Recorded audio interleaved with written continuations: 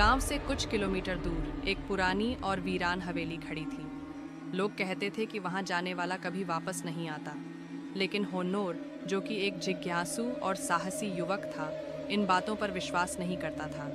एक दिन वह अपने दोस्तों के साथ गांव के बुजुर्ग से मिलने गया। बुजुर्ग ने चेतावनी दी, बेटा, उस हवेली में मत जाना, वहां एक आत्मा का साया है। होन्नोर ने हंसते हुए कहा, बाबा, ये सब मनगढ़ंत कहानियां हैं, मैं वहां जाऊंगा और खुद देखूंगा। रात के समय होन्नोर अपने दो दोस्तों रोहित और विजय के साथ हवेली पहुंचा। हवेली टूटी फूटी थी और चारों ओर घना अंधेरा था। जंग लगे गेट को धक्का देते ही एक अजीब सी सिसकती आवाज आई, मानो कोई रो रहा हो। वे अंदर गए। हवेली की दीवारों पर पुराने चित्र लगे थे, जिनमें से कुछ की आंखें चमकती हुई लग रही थीं। जैसे ही वे आगे बढ़े, दरवाजे अपने आप बंद हो गए। अब वे हवेली के अंदर फंस चुके थे।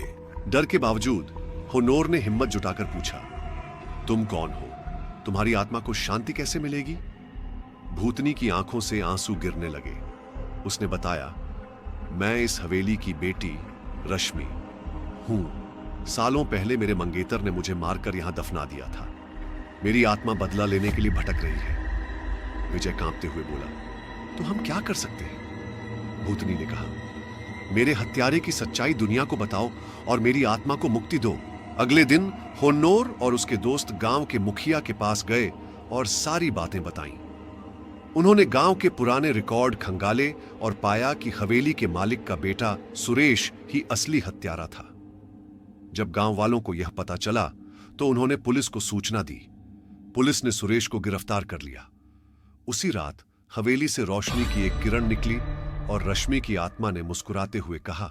हवेली अब शांत हो चुकी थी, लेकिन जब होन्नोर आखिरी बार वहां गया तो उसे लगा कि कोई उसकी तरफ देख रहा है। कहीं यह अंत नहीं,